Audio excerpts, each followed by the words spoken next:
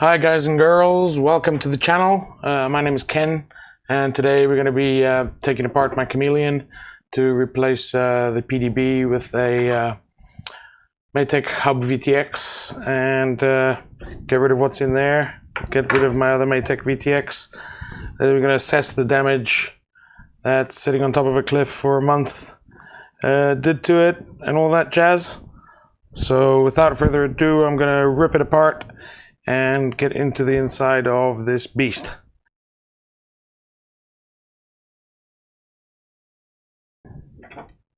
So here we are inside already. Let me bring you guys in a bit closer. Like so. So we can begin dismantling this little beast. Wow. There she goes. That's a lot of rust in there. Hell yeah, brother. Yeah, so I'm gonna just desolder stuff. I'll solder it all back in together. It's easier. So we got our flight controller off, and we've loosened the PDB. And now we're gonna go in there and desolder the ESC power cables.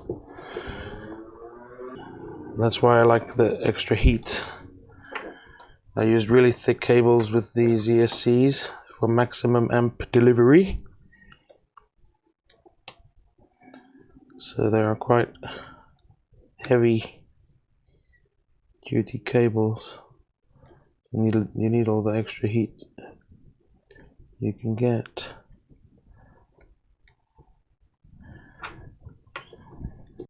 So even after a month in the rain, most of the corrosion is on these unused pins. That cleans right up. So that we're going really cheap on Jerome Junkyard after a thorough cleanse with alcohol and a new solder job. So I want to test this VTX hub first. So for that I'll grab a little dipole antenna.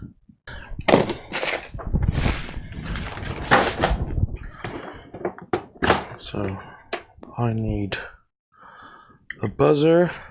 I'm going to go with the smaller buzzer. It's already got the cable and it's pretty long.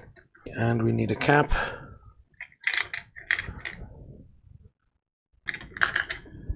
Here's some longer cables. That might be better.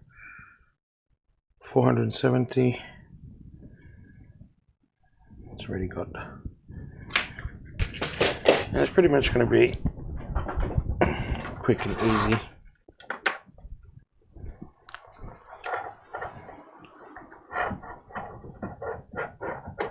So we have a boot.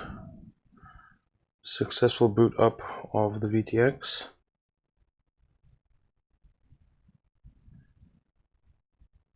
The top button seems to be working fine, so let's go into that's Fat Shark 7, 600 milliwatts. So let's turn that down to 25.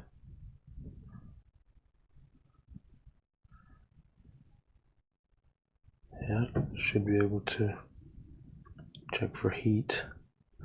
Yeah, it's definitely hot, definitely warm to the touch, and now it looks like I have a black signal. So you can't see that, but in there it's all black screen.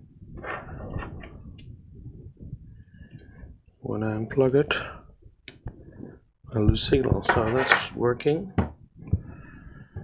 That test doesn't prove that the inputs work, but now I'm going to test the outputs. Just to check the 5-volt rails and see if they're okay. Because battery flows pretty much from that through the power, through the amp meter, and to these ESC pads. So that's fine. So I'm getting VBAT voltage, battery voltage on there. So now around in 5 volts. 506, that's what I normally see. Should get VBAT here, so yeah, full battery voltage there. And I've got another 5 volt here. Yeah, 506. So that's all good. So that seems to be working absolutely fantastic. Now, let's test it with the flight controller. So on these FlowTtechs, you connect the PDB to the flight controller using a ribbon cable. And on the ribbon cable, the blue faces towards the back of the board. Okay. So open those tabs gently. If you pull those tabs too far, they will break.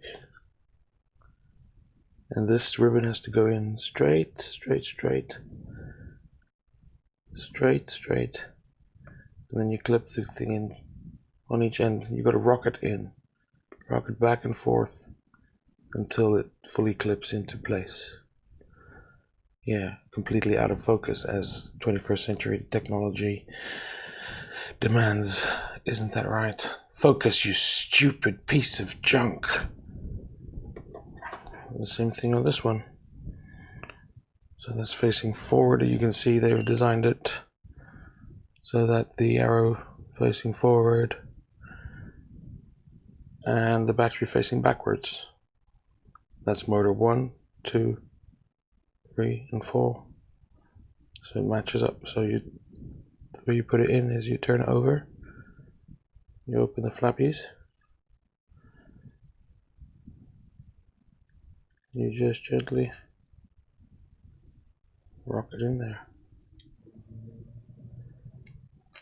and you flip it over, and you have your stack. And we have a successful boot of the flight controller. And no blue smoke.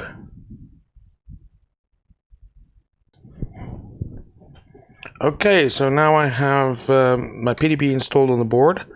I've done the longer bolts and nuts there, and you can see that it's just maybe like 1.5 millimeters off of the carbon there. Maybe 2 millimeters off the carbon. It's got nice space to breathe under there. So plenty of ventilation. So what I'm going to do next is solder up all the power and signal cables for the ESCs, solder on this cap, and change the antenna cable because that one just doesn't reach. It's short. This one is for the hub-vtx. The one that comes with the FlowTtech PDB is a bit longer. So it's about 2 centimeters longer. So I'll need to replace that. So I'm going to go ahead and get a time lapse going and see you in a moment.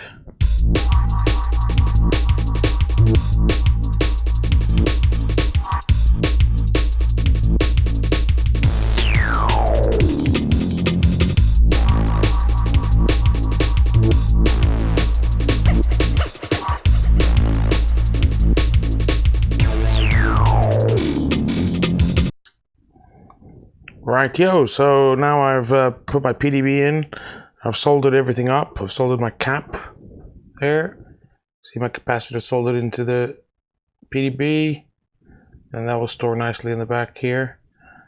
And I've also replaced the little whip, the pigtail for the VTX, and that has gone in there nicely.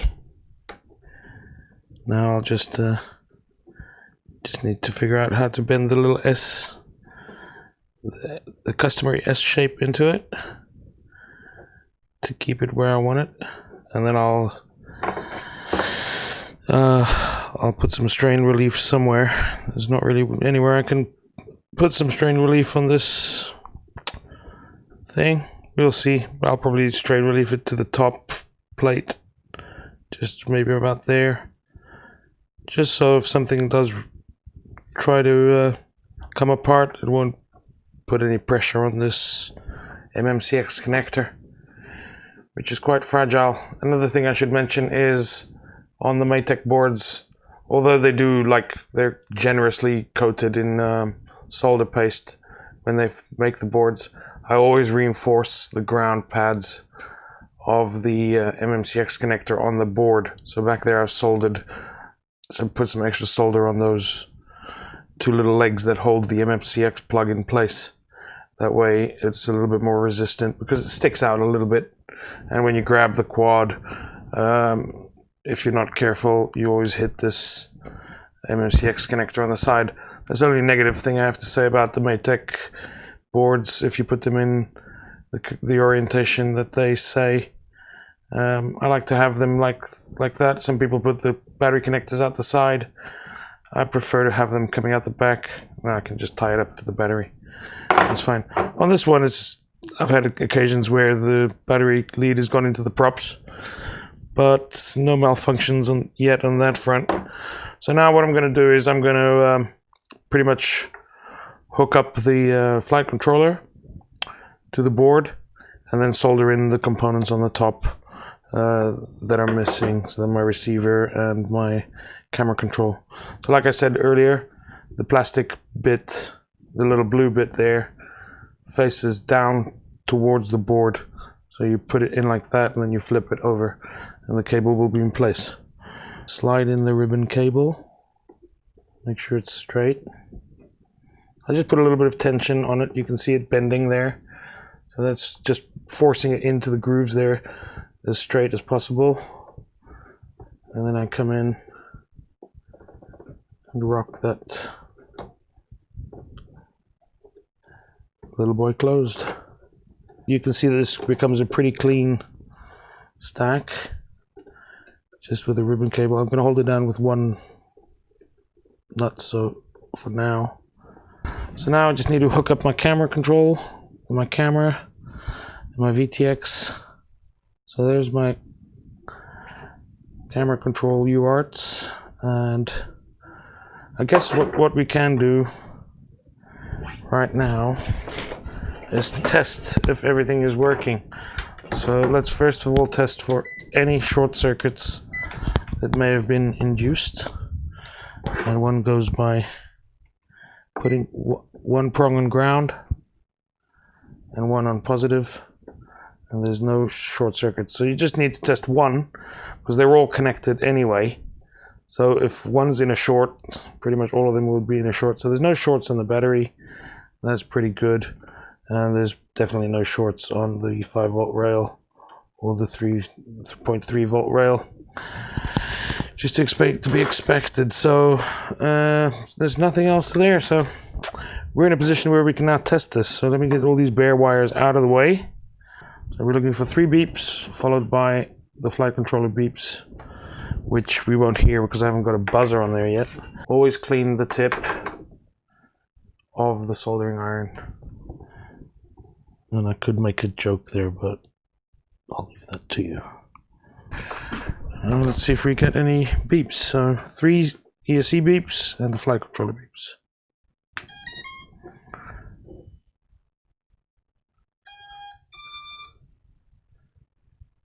Yep, that beeped fine. I'm going to do it again so that you can hear it because I forgot to remove the little sticker.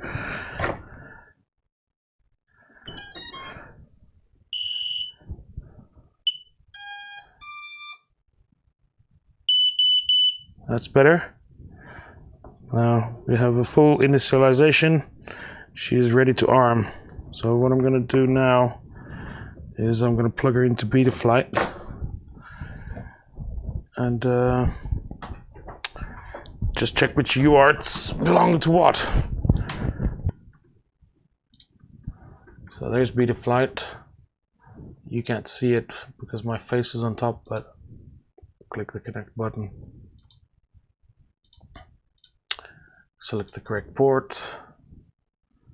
So now it's already calibrated in the previous frame.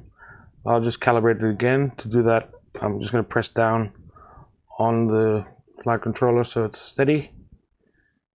And we have a full calibration that way. I'll just turn it around a little bit and do that the other way,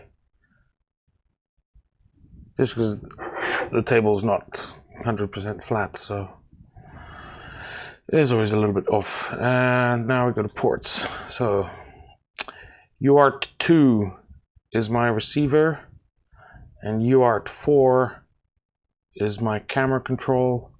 UART5 is my VTX control. And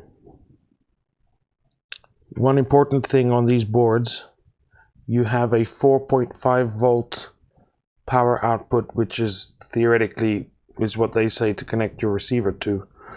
Do not connect to that 4.5 volts. Your receiver will brown out and it will fail safe.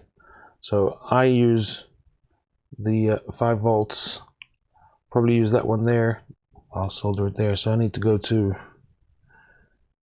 RX2. Let me do this buzzer again. Ground wire. Did not solder. Let's retin this, resolder this black cable. So I actually want to put the buzzer out the front. There you go. So that will then go that way, all the way to the front, and just live somewhere in the front there. So receiver signal to RX2. Then we got ground and 5 volts are over on this side, and I'll do the closest one first, which is 5 volts, which needs some tinning. Grab my tweezers and just pop that cable through that little hole. There it is. I started with the closest one to me because now I have enough space to get in here with my soldering iron. So there's a ground wire. So what I'm doing is I'm poking them through the hole in the board. It makes it for much more solid connection. Just give these a bit of a twist in here, and they're nice and neat, and they won't move out of there anytime soon. Now, camera. So camera, we've got the same thing. When I finish soldering, I tug with the tweezers, I tug on the wire just to see if it's properly connected. And now the run camera control, I think it connects TX to RX. So camera controls on RX4 and TX4, 5 volts and ground. So I've got 5 volts there and ground there on that side of the board, and then the TX and the RX on this side here. So it'll be connected to a slightly different place than it was before, but not a problem. There's the ground. Now TX to RX. So TX is green. That will go to RX4. This is proper serial. So TX on one end goes to RX on the other, just like on a serial port on a computer. So there's all the soldering done. So there's nothing else left to solder. We've got the camera control. It allows us to control the brightness and contrast and settings in the camera. We've got our camera signal. We've got our receiver. And we've got the VTX flight controller already wired in. That is why I love my tech. Because it works really well and it's really simple to maintain. It's really well documented and durable enough. I have had failures, but they were induced by crash, repeat, crash, repeat.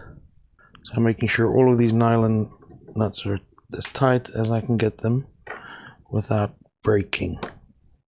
And I use a metallic instrument or hard object to make sure that they get properly seated in there. So there you have it. That is as clean as that is going to get. So there you have it. Now all that's left to do is to put the top back on and go fly. And well, I guess we can test out this current situation with a pair of fat sharks. Rightio, there you have it. So now everything's plugged in, soldered in, all is in its place. All that is left to do is to put on the cover and test everything out. So before I test it, let me plug my antenna in. That's very important. You don't want to burn out your VTX. And let's just plug it in and check if I've got signal in my fat sharks.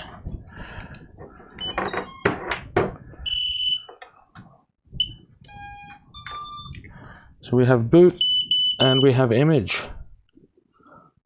That is fantastic.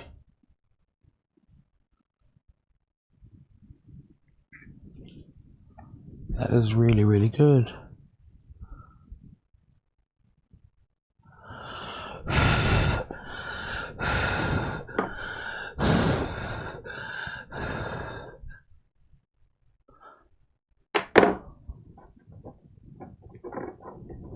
It's fantastic.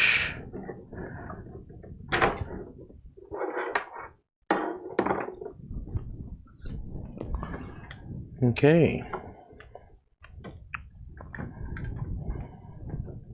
All right, I'm going to put the top back on and call it a day. Thank you very much for watching. Please like and subscribe. And you know how to do all the other jazz. So thumbs up if you like it, and I'll see you on the next one. Thanks.